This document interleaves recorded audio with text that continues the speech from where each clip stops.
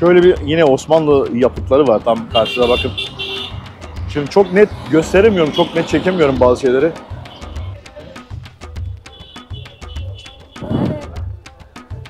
Bir darbe yapıldı Sisi tarafından.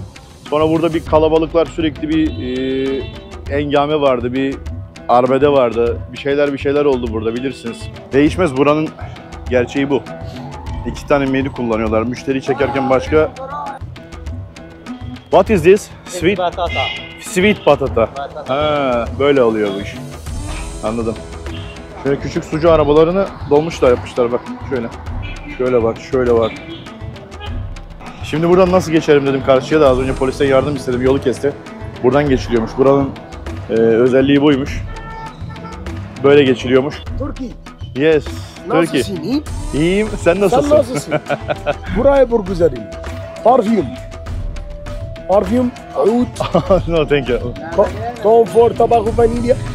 400 yıl, 500 yıl kalmışlar buralarda.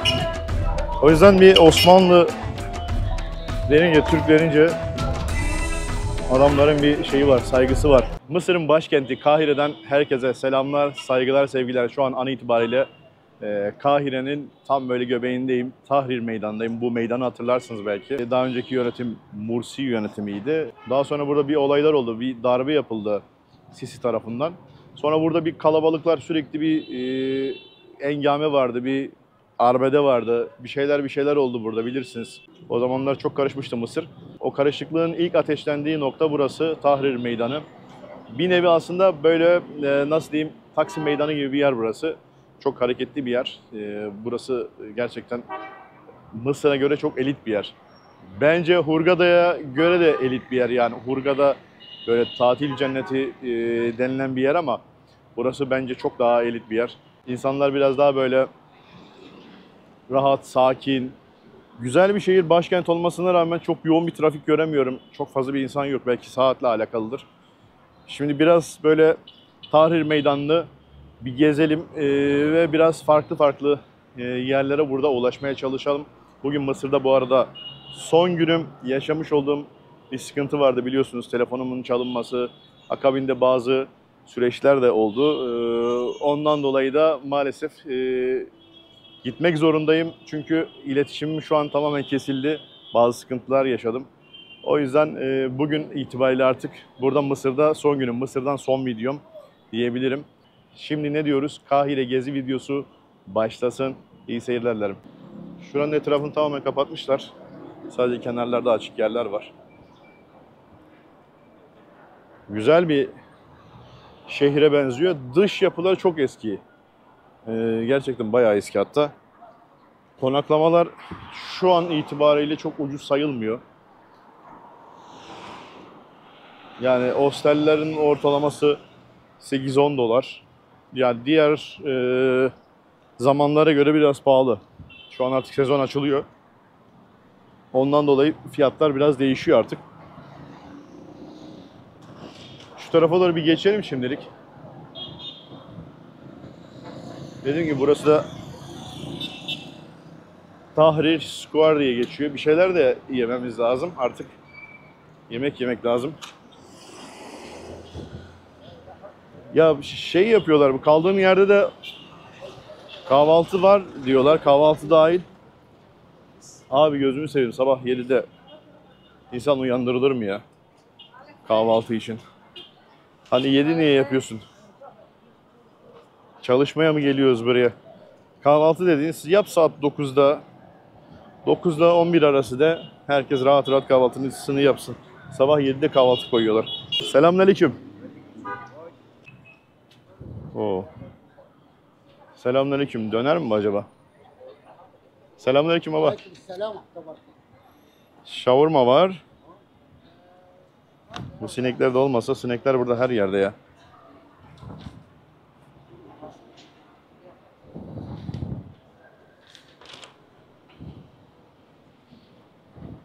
Şöyle burgerler var.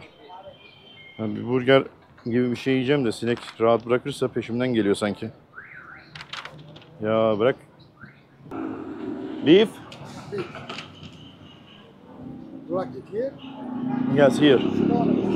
Ha, yeah. Üst kat var. Tamam. Alayım mı bunu ben baba? Var orada. Tamam. Hadi bakalım. Aile boyu combo diyor bak. Buradan şöyle bir geçeyim de.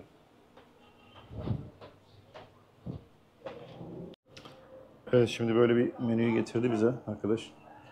129 pound. Yani 3 dolar değil.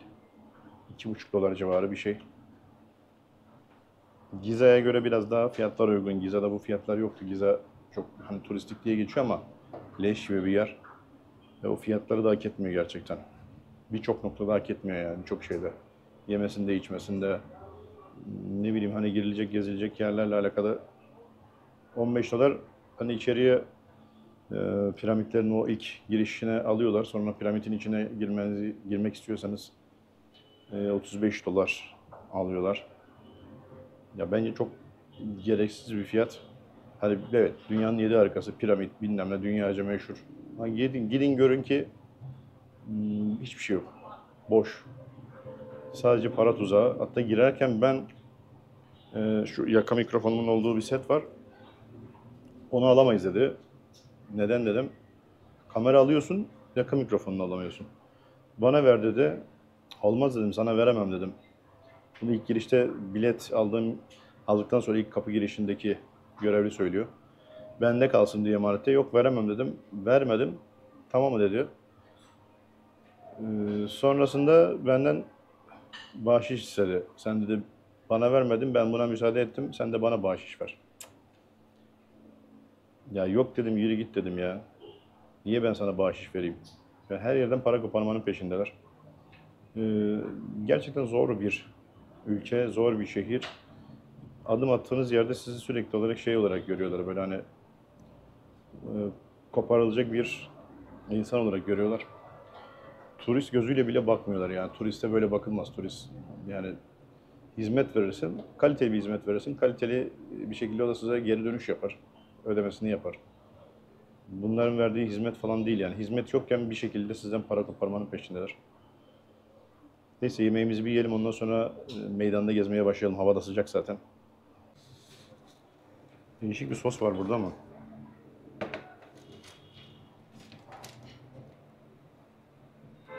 Burada ketçap olmazsa olmaz. Bu arada patatesler fena değil bakın. Başarılı. Şöyle bir görünüyor mu hiç bilmiyorum da. Döner dürüm. Dönerle tavuk burada dikkatimi çekti. Fiyatları aynı. Herhangi bir şekilde bir farklılık görünmüyor. Maalesef burada yemek yerken, nerede yemek yerseniz yiyin, size peçete falan vermiyorlar. Burada öyle bir adet yok. Parmağını yemeği yiyince yala diyor abi. Böyle. Şöyle bir sos var. Dip sos gibi bir şey. Bakalım be. İçi de full et dolu yani. Fiyat politikası hep aynı. Aşağıdan 115. Hesap ödemeye gelince 128. Değişmez, buranın gerçeği bu. 2 tane menü kullanıyorlar. Müşteri çekerken başka, ödeme yaparken başka. Değişik ya. Şöyle bir etrafı bir gezelim. Şöyle bir meydana doğru geçelim. Şuradan şöyle bir geçiş yapalım da.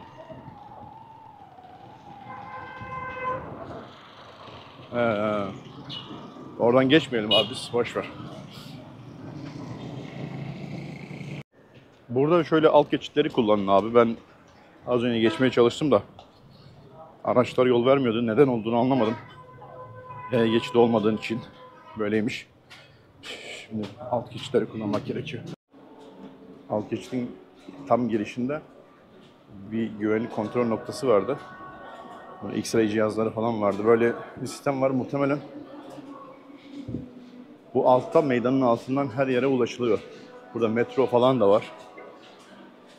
Metroya da giriliyor. Metroya girmeyeceğim. Şu sol taraf olması gerekiyor, öyle tahmin ediyorum. Çok güzel bir sistem kurmuşlar.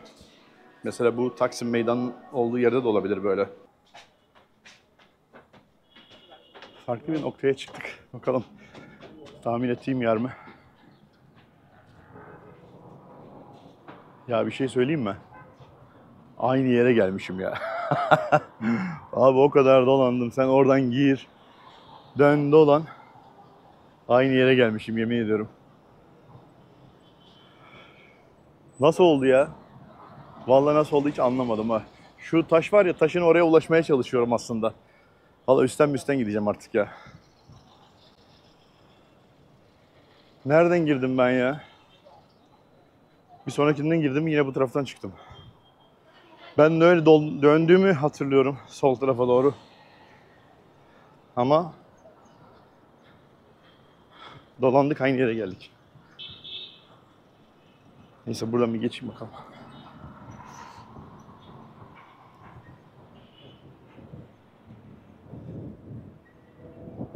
Evet. Abi nedir? Bizim Türk sistemi, Türk usulü abi. Demek ki Türk usulü her zaman iş görüyormuş. Güzelmiş ama. Dikili taş var ya, Çemberli Taş'taki. Oraya benzettim. Çok benziyor hatta. Evet, şimdi bir geçelim buradan karşıya.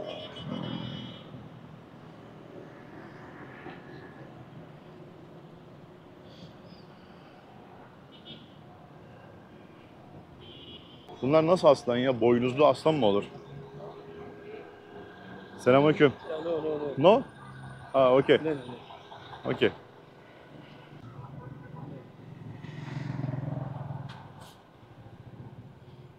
İçeriye almadı. Niye bilmiyorum. Kimseyi almıyormuşlar içeriye.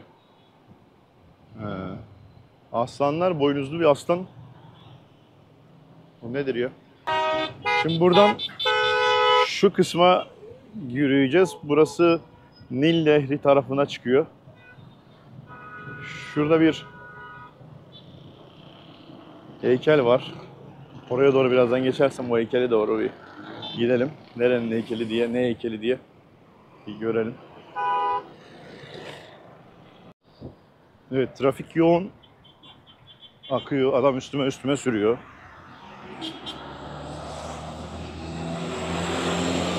Şimdi buradan şu tarafa bir karşıya geçeceğim. Şu karşıda olan bir heykel var, ona bakmak istedim.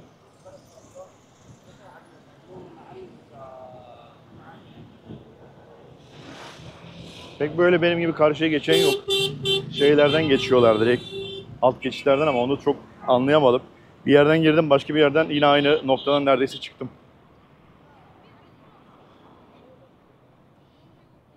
Yerler güzel. Temiz ama genel olarak çok fazla bir çer çöp yok. Bazı böyle izmaritler falan var ama genel olarak iyi. Kimmiş bu abimiz burada? Şimdi şu abimizin heykelini sordum abilere de. Ömer Makram olduğunu söylediler.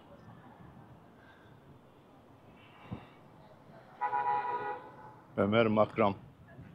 Kimdir acaba? Bilenler yazsın. Evet, burada da bir cami.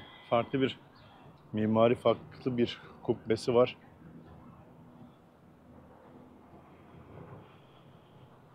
Çok büyük bir meydan ya. Bayağı büyük yapmışlar. Şimdi buradan şöyle devam edip ileriden Nil Nehri'ne doğru biraz yürüyelim. Ne demiş? 1750 yılında doğmuş, 1822 yılında ölmüş.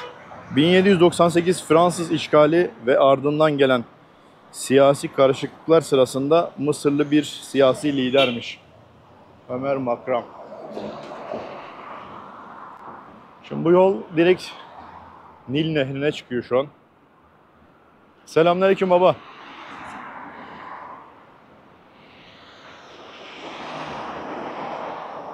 Nil Nehri'nin olduğu yer bu taraftan. Ama güzelmiş ya etraf.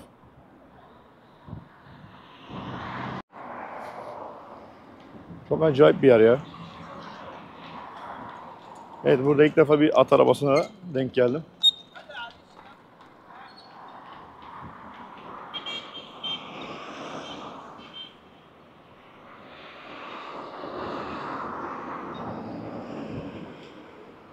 Arkada kaldı bizim Tahrir Meydanı. Şimdi Nil Nehri'ne doğru şöyle yürüyoruz. Evet, Nil Nehri'nin şu an üzerine doğru geldik. İki tarafta şöyle iki tane büyük aslan heykeli karşılıyor. Selamünaleyküm. Selamünaleyküm. من وين؟ مش لازم Türkiye. الكاميرا يعني. Türkiye. يقفل الكاميرا. Şimdi az önce karşılaştığımız arkadaşlar, bu arada Nil Nehri'nin üzerine çıktık. Hemen olayı şeye çevirdiler, ticari boyuta çevirdiler. Gel bizim işte yerimiz var, orayı çek falan derken zaten oraya girdim bir şeyler satmadan seni çıkartmıyorlar. Ya bu ülkede bilmiyorum ya, bu kadar mı, bütün herkes bu kadar mı fırsatçı olur? Fırsatçılık has safhada ya. Nil Nehri üzerinden şu an gidiyorum.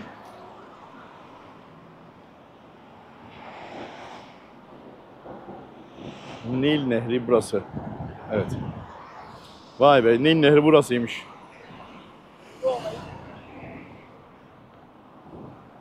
Vay. Ya böyle bir deniz havası gibi geldi. Vallahi iyi geldi ha. Özlemişim İstanbul. Bizim var ya hani her ne kadar ülkenin bazen diyoruz çivisi çıkmış, bazen işte sıkıntılar var, stresli bir ortam, gösteriler, o bu falan. Ama yemin ediyorum taşı toprağı altın derler ya, öyle bir ülkedeyiz. Herkes kıymetini bilsin. Bizim insanımız candır abi, can. Ya bizdeki üçkağıtçı bile kaliteli üçkağıtçı, o kadar yani. Buradakiler gibi değil ya. Ya diyorum gidelim artık memleketimize de. Bakar mısınız ne kadar kirli? Bir akıntı var değil mi? Böyle akıntı, nehir olduğu için sonuçta. Artık neyi alıp götürüyorsa.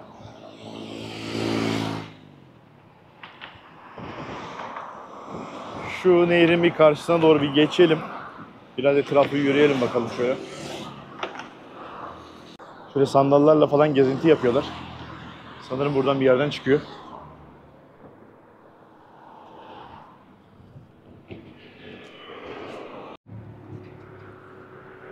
Evet, şöyle tekneler de. Bakın şöyle iki tane aslan heykeli yine bu tarafta da var. Nil Nehri'nin üzerinden geçmiş olduk şimdi. Selamünaleyküm. What is this? What is this? Egg? ليفر Egg? انيمال ليفر Okay. Böyle bir sandviçi buldum burada. Sandviç yapıyor mu, ne yapıyor bilmiyorum. Selamünaleyküm. What is this, friend? This egg, meat, chicken, chicken and meat. He. Tantuni. Turkish tantuni. Turkish. Tantuni. Tantunici ya, bildiğin tantuni işte. Vay.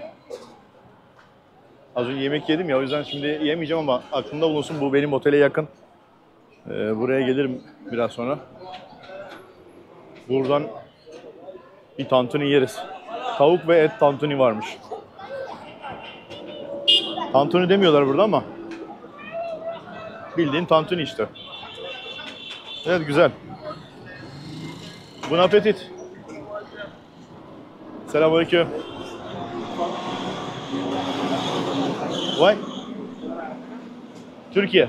دور على حاجه Türkiye. تركيا Yeah. ويلكم Thank you very much. Oh, good. كان هيلب يو Evet, bu yol üzerinden şimdi bir devam edelim bakalım. Biraz daha böyle. Buranın eski şehri varmış. Abi neydi o şeyin ismi ya? Çok karışık. Bir dakika, onu bulmaya çalışacağım da ismini söyleyeceğim. Almoes Ladin Allah Al Fatmi diye bir yer. Bakın şöyle. Buranın Old Town'uymuş. Biliyorsunuz Old Town olmazsa olmaz. Bulabilirsem birazdan biraz yürüyeyim. Yol üzerinde bir şeyler yakalamaya çalışacağım. Olmazsa da yorulursam bir taksiye falan binerim. Uber çağırırım. Motor olur, taksi olur, fark etmez. Buradan böyle bir oraya doğru gitmiş oluruz. Old Town'a. Yani eski Kahire'ye. Biraz sıkıntılı olabiliyor, biraz riskli olabiliyor ama biraz emniyetimizi alacağız, dikkat edeceğim işte. Her şeyi çantama koyacağım ilk girerken, sonra bakacağız. Burada böyle sırayla elektronikçiler var bu cadde üzerinde.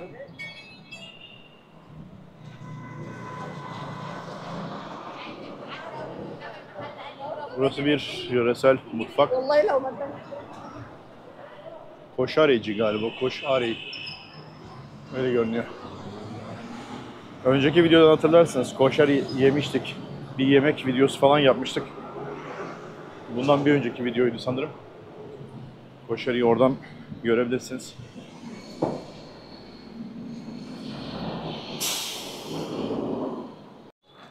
Evet, çayımı geldi. Burada yanında su da veriyorlar böyle. İster iç, ister içme. Sana kalmış. Şimdi bir çayımı içeyim. Yoruldum. Hava da sıcak, güneş var. Biraz böyle dinlenmiş olurum. Ondan sonra yoluma devam ederim. Burada şöyle geçeyim karşıya öncelikle. Şurada yine bir heykel resmi. Burada yine bir paşa heykeli. Şurada bir cami. Eski bir cami. Sanırım bu da Osmanlı mimarisinden kalıyor olabilir.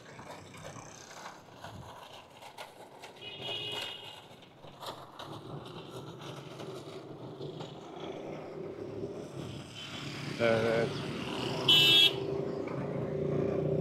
Çekilelim kenara. Kahire'de daha önce duymuştum. Polisler çekim yaparken normalde alıp götürüyorlarmış. Ceza yazıyorlarmış. 100 dolar öde. Ondan sonra çıkarsın diye. Böyle bir şeylerle karşılaşabilirsin demişlerdi.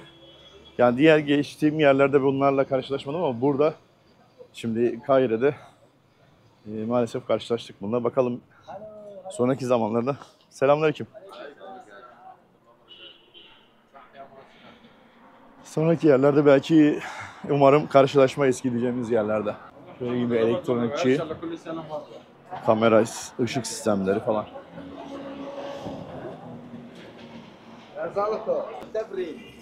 Yani burada dediğim gibi gelince polisle karşılaşırsanız hemen indirin kamerayı.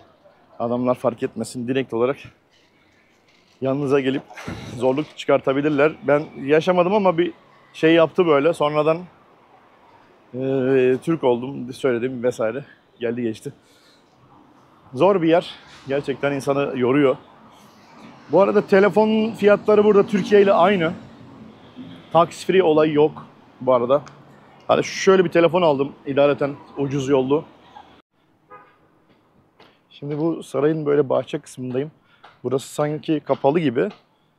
Belki yan taraftan giriş olabilir. Burada bir giriş kısmı var ama kapalı. Şimdi bu sarayın ismi Abidin Sarayı'ymış. Abidin Palace diyor.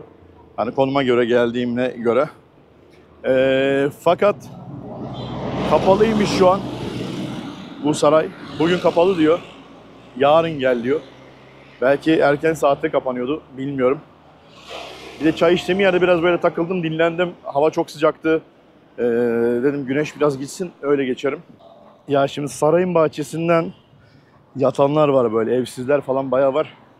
Orayı göstermek istemedim. Hem sağdan soldan sarayın etrafından kameralar falan var.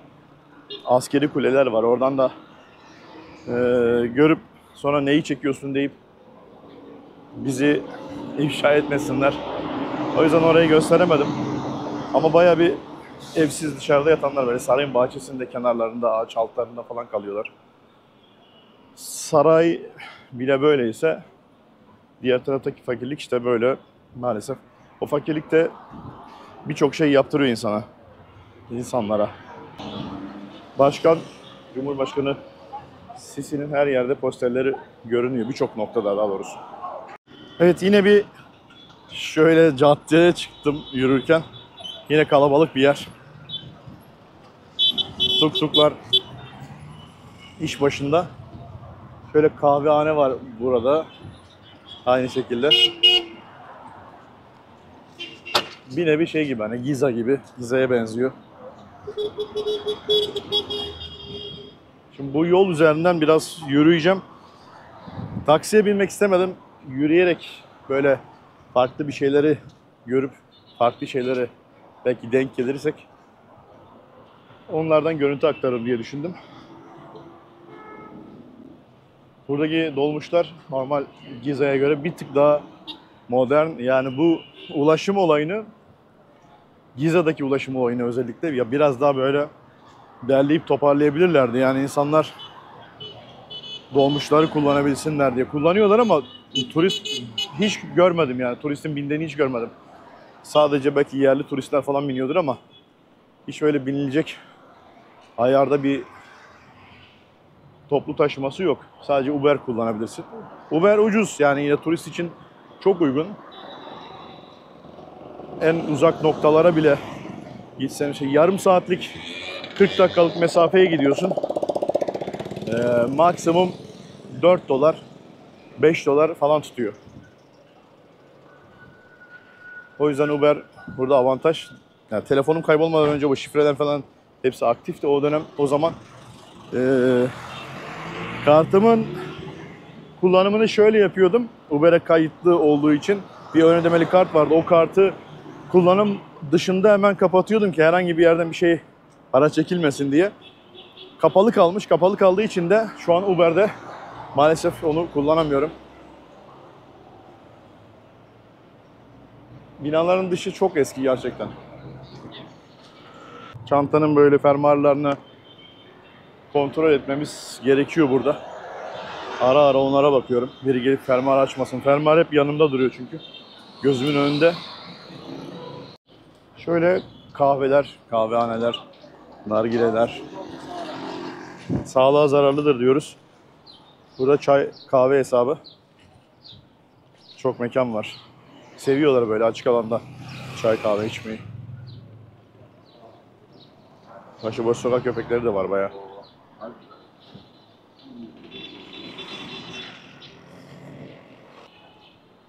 Burada araç kullanmanın çok zor olduğunu söylüyorlar. Düşünmüştüm belki araç kiralarım diye buralarda ama ciddi anlamda zor. Kimse kurallara uymuyor dediler. Herkes böyle tersten gelebiliyor. Düz gelebiliyor. Özellikle şu tuktuklar. Başını derde sokarsın dediler. Öyle bir dipnot olsun size de. Selamünaleyküm. Selamünaleyküm. Cevap yok. 2 defa selam verdik dayıya. Sadece elini kaldırdı. Yol üzerinde yine Osmanlı zamanından kalan bir cami. Dış kısımlar inanılmaz bakımsız. Sadece cami değil, binaların tamamı bakın şöyle. Bakımsız, aynı zamanda buralar aynı şekilde çok bakımsız. Dış cepheler falan. Şimdi buradan şuraya doğru geçebilir miyim diye bakıyorum da.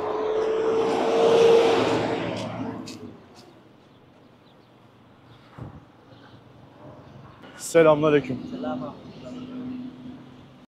Şimdi dayıdan izin aldık. Geç dedi caminin içine göstereyim dedim. Şöyle bir çok eski bir cami. Selamünaleyküm. Işıklar falan yanmıyor şu an ama. Vay be. Görüyor musunuz? Eski böyle kandiller kalmış yani. 1446 diyor. Sanırım yapılış tarihi. Osmanlı'dan kalan, o yıllardan kalan bir cami. Yusuf Ağa'ymış caminin ismi. Teşekkürler.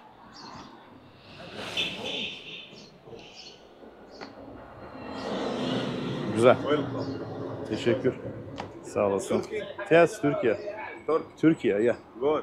Yes. O her şey para. money. بقول لك ماني مان هو فاهم Money. Bana da para ver diyor. Niye dedim? Sadece money. Her şey money istiyorlar. Şimdi yol üzerinde böyle buradan yürümeye devam edelim. Eski Osmanlı bölgesine doğru Devam edelim buradan. Buradan böyle bazı bölgeler, Hindistan'da Lucknow şehri vardı. Orada Babür İmparatorluğu'nun oraya gitmiştik. Turkish Gate denilen bir kapı vardı. O bölgeye gitmiştik. Oraya benzetiyorum kısmen. Yani orada böyle güvensiz hissetmiyordum kendimi. Gerçekten insanlar çok saygılılardı. Yabancı bir insan geldiği için ciddi anlamda bir saygı vardı. Hindistan'da bile. O yüzden dikkat etmek gerekiyor. Bakın burada da bu meyve sucular aynı şekilde meşhur. Buranın milli olayı meyve suyu olayı. Burada böyle sandviçler falan var. Çok güzel. Selamünaleyküm. Selamünaleyküm.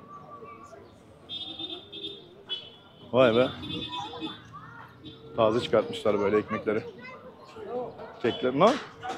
Klas. Evet, amcamız İbrahim amcamız diyor beni bul diyor geldiğinde. İlk başta dedi ki çektin dedi burayı. Selamünaleyküm. Şöyle bir yine Osmanlı yapıtları var tam karşıda bakın. Şimdi çok net gösteremiyorum, çok net çekemiyorum bazı şeyleri. Çünkü bu benim şimdi yürürken sağ tarafımda sizin solda kalıyor galiba. Bir yapı var, polis merkeziymiş. Yine bir polis vardı dışarıda, o geldi. Dedi ki böyle böyle sakın dedi çekim yapma, polisi çekme sakın dedi. Tekrardan bir uyarıda bulundu. O yüzden şimdi kapatayım. Şimdi burada yine açtım biraz arkamda kalıp polis merkezi. Çok eski bir yapıt yine Osmanlı zamanından kalan bir bina. Tamamen cam çerçeve falan yok. Hiçbir şekilde kullanılmıyor ama taş gibi de ayakta duruyor bakın şöyle. Eski mimari, Osmanlı mimarisi. Muhtemelen yine burada bir belki o dönemde bir hükümet binasıydı ya da bir devlet binasıydı bilmiyorum. Böyle bir yerde tabela falan da bir şey de yok göremiyorum. Yazıt. Varsa da buralar falan yandaki şeyler sökülmüş ya da silinmiş. Eski bir bina bakın. Aslında kullanılabilir çok tarihi bir yer. Evet, çocuk sol şeritten giderken bisikletle düştü ya. Dayı kaldıracak gibi oldu. Kaldırmadı. Yanına bir gitti geri kalktı gitti. Ya şimdi bu ikincidir böyle uyarılıyorum polise. Şimdi tedirgin oluyorum. Anlık olarak çünkü adamlar bir yerde duruyor polis. Fark etmiyorsun yanından geçiyorsun çekiyorsun. Tedirgin de olmuyor değilim. Son gün bugün gideceğiz. Akşam uçak biletim var. Yakmayayım diyorum. Götürürler ondan sonra karakola bilmem ne. Uğraştır çıkamazsak sıkıntı. Akşam dedim ya gece uçuşum var. Yani Kahire'nin şu an biraz daha böyle içlerine doğru girdiğim için dikkatli olmak gerekiyor burada. Her yönden dikkat etmek gerekiyor. Zaman zaman böyle kapatacağım. Farklı açılardan görüntü açmış olacağım. Yine çok eski bir cami. Şöyle bakın. Yine Osmanlı zamanından kalan bir eski cami. Selamünaleyküm.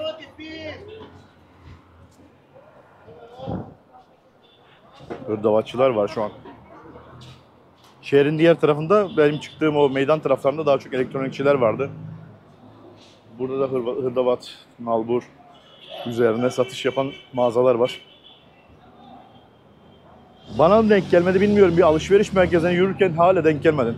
Kahire'de olmama rağmen denk gelmedim. Bangkok gibi ya da ne bileyim aşağı görüntüleri daha çok Bangladeş, Hindistan gibi. Orada da vardı böyle görüntüler çok fazla. Şimdi gideceğim yolun güzergahı bu şekilde. Sanırım böyleydi. Şimdilik buradan böyle devam edelim. Evet, bizim yürüdüğümüz sokakların genel hali böyle şu an için. Buradan şimdi az kaldı ulaşacağım lokasyona. Yakınım zaten. Herhalde bir 1,5 kilometreye yakın var ama. Yani yakın dediğim de biraz var. What is this? Sweet Batata. sweet patata. Ha, böyle oluyor bu iş. Okay, thank you very much.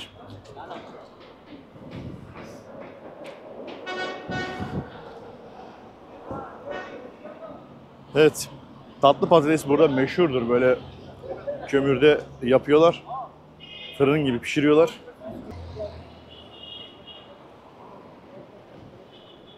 İyice böyle Old Town'a yaklaşmaya başladık gibi. Köprünün geniş kısmı. Burada dayımız armut satıyor. Böyle çok güzel kefeleri var bakın. Kefe mi diyorlar böyle? Eski terazi yöntemi.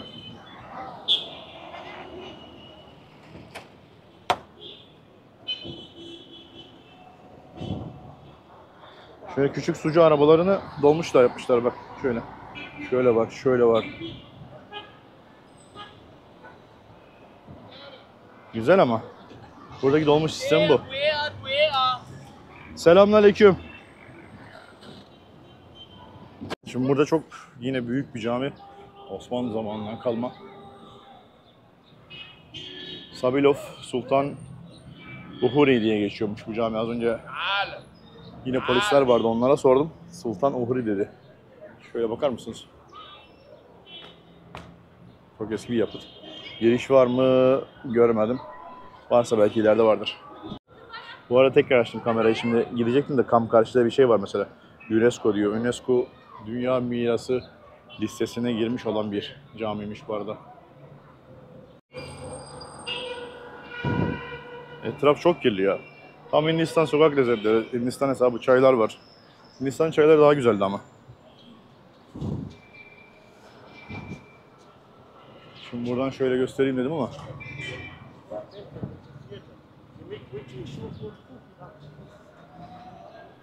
Şimdi buradan devam edeceğiz ve şu yöne doğru sanırsam tekrar kontrol edeceğim ben şimdi haritaları. Öyle devam edeceğiz.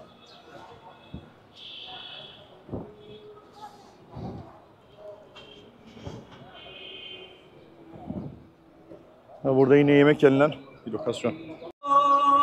Şöyle güzel bir yere geldim. Az önce bir arkadaşlar ilgilendi. Temizdi, bir mutfağa benziyor. Tavuk döner falan satıyormuşlar. Aynı zamanda fırın sütlaç gördüm. Fırın sütlaç varsa, tavuk döner varsa hayat vardır dedim. Bir bakayım dedim ben de. Fiyatlar da makul sayılır.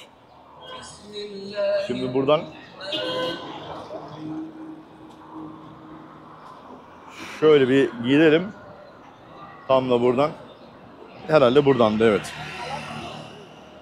Aynen öyle. Bu yol üzerinden şimdi.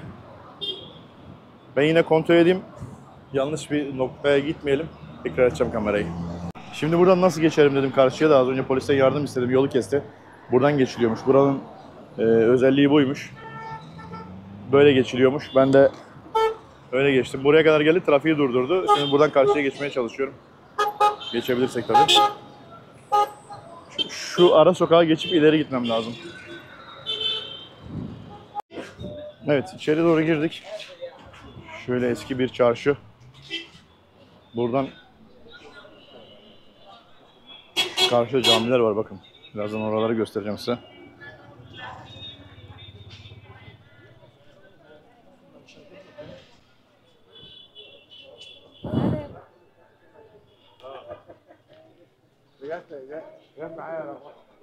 Şöyle bir taraftan etrafı göstermek istiyorum da izlisiz çekimlerde biraz ters yapabiliyorlar, o yüzden çok böyle girmeden, iletişime girmeden böyle ufak ufak çevreyi göstereyim dedim.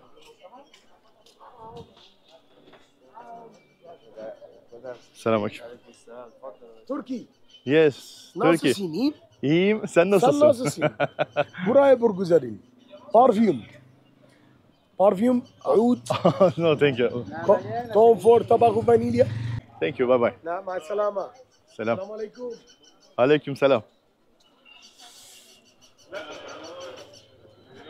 Şurayı göstereyim dedim. Nereden anladın sen benim Türk olduğumu be abim ya? 2 dakikada hemen öğrendi ha. Türk diyor. Şimdi burası böyle. Demek ki Türklerin sık sık geldiği bir lokasyon. Eski bir pazar. Bizim işte kapalı çarşı ayarında böyle baharatçıların olduğu yerler. Baharatlar falan var burada.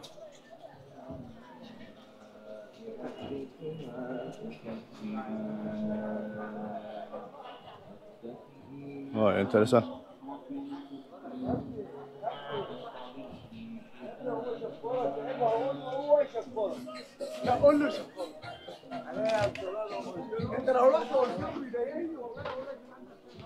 Acayip ya. Bizim kapalı çarşı işte ya, baktığınız zaman. Etraf.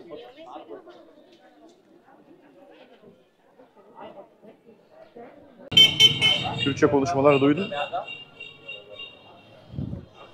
Tabii öyle bir yer ki burası Türk'ten biraz uzak durduğu bir yer. Belki öyle olması gerekiyor. Biraz böyle fazla samimi olunca şimdi kiminle karşılaşacağınızı bilmiyorsunuz. Değişik bir modele de denk gelebilirsiniz. O yüzden uzak durmakta fayda var bazen, bazı durumlarda. Herkese mesafeli değil ama dikkat etmekte yine de fayda var.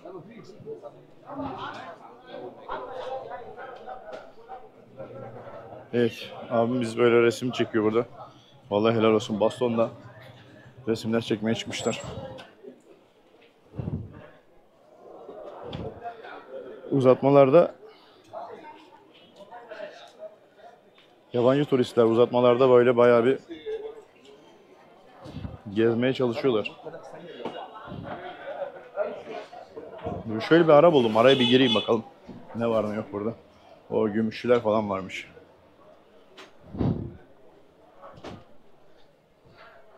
Bu İran'da neredeydi? İsfahan'da. Gümüşçüler Çarşısı vardı. Onun gibi bir yer galiba. Şöyle bakın. Şöyle güzel Gümüşçüler Çarşısı.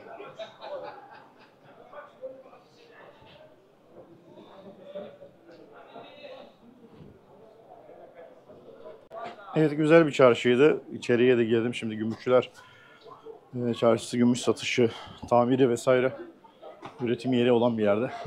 Selamünaleyküm. Kamera görünce dikkat ediyorlar, bakıyorlar. Göz teması kurup selamlaşmakta fayda var. Burada insanlar farklı bir şekilde algılayabilirler olayı. Farklı düşünebiliyorlar, o yüzden bunu yapmakta fayda var burada gezerken. Konuşuyorum, sesim biraz böyle kısık. Boğazım bir türlü geçmedi, iyileşmedi. Burada bir şey var galiba, böyle salgın gibi. Birçok kişide bunu gördüm.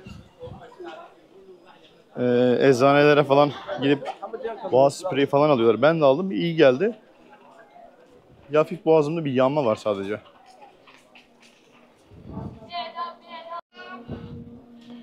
O antikacı.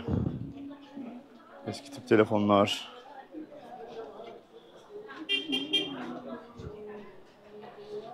Biz dayımızla yine denk geldik. Burada dayı. Hello. İyi ters yaptı bize. Muhatap olmadı. Sütlaç satışı yapıyor abimiz. Tek tek resimler çekiyorlar burada dayım. Almancı galiba. Vay, bu neymiş?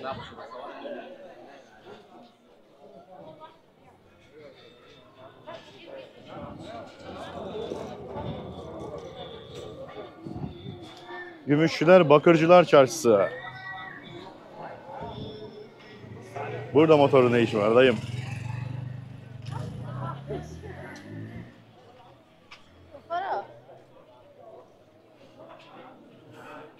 Oo. Sütçüler, müsçüler. Kokular. Şimdi buradan şuraya doğru bir geçelim bakalım. Ticket Office diyor, kapalı. Burası yine bir cami, yine ücretli bir giriş yapmışlar. Girişi kapalı. Burada bir polis noktası var muhtemelen, o yüzden kapatacağım şimdi. Sultan Han Salih diyor. Bir daha bakacağım şimdi, açacağım, söyleyeceğim size. Şimdi burası, geldiğimiz bu yol, burası bir kale galiba. Kale tarzında yapmışlar. Giriş kapıları falan var. Ben cami midir diye düşündüm de sanırım cami de olabilir ama bir kale gibi. Bakın şöyle.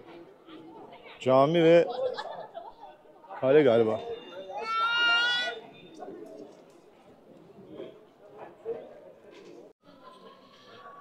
Aynı zamanda medrese ve müzeymiş. Eski zamandan bir medrese, şimdi müze. Sultan Salih'in müzesiymiş burası. Şöyle yine Osmanlı zamanından. Bilet satış yeri var şurada. Kapalı görünüyor.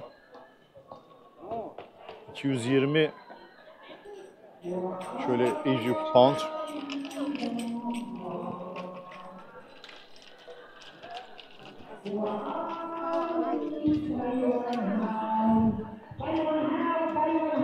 Vay.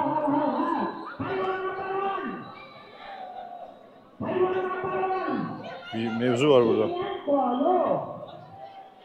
Evet, turistleri eğlendiriyorlar.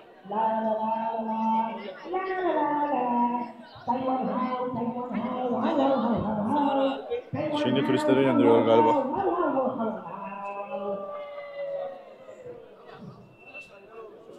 America, welcome to Cairo, America.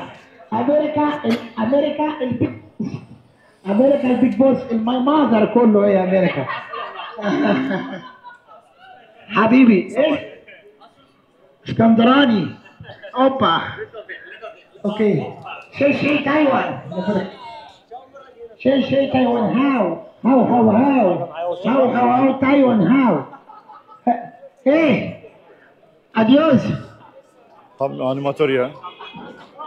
Turistleri mikrofonla Au çağırıyor. revoir, après, à tout à l'heure, au revoir les fans. À tout à l'heure, venez, Türkiye.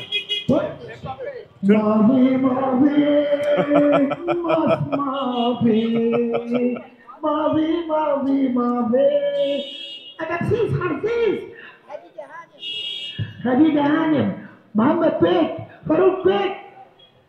Şey.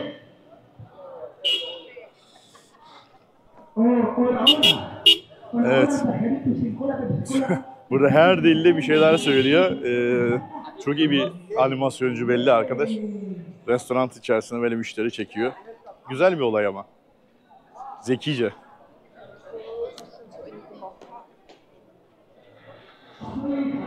Güzel yapılmış. Şeye bakar mısınız? Selamünaleyküm. Enteresan bir şey ya. Gerçekten bu Kahire'de görülmesi gereken bir yermiş. Bunu bir kez daha görmüş olduk.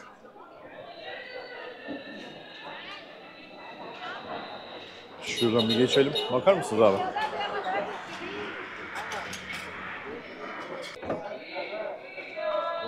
Gerçekten bizim ecdadımız yapmış yani, adamların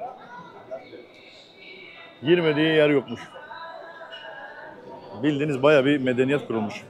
400 yıl, 500 yıl kalmışlar buralarda.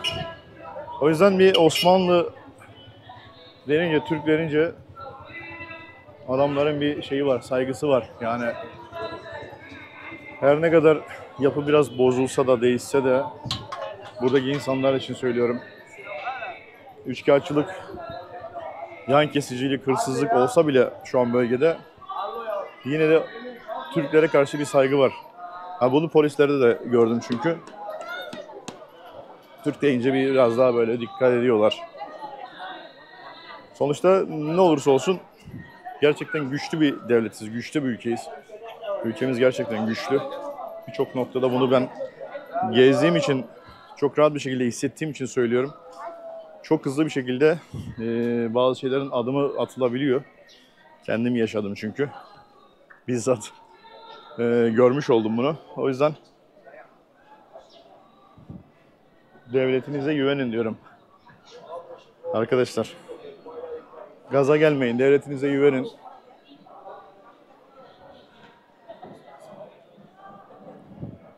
Ülkeniz, devletiniz güçlü bir ülke. O yüzden kuru gürültüye gelmeyin derim ben.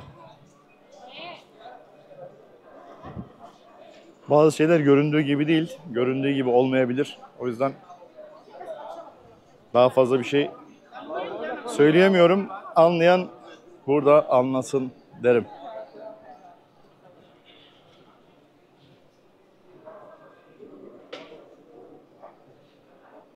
Etraftan bir müzik sesi geliyor. Böyle Türk sanat müziği mi dersiniz, böyle musiki mi dersiniz? Duyuyor musunuz bilmiyorum. Nereden geliyor? Bir yerden açmışlar.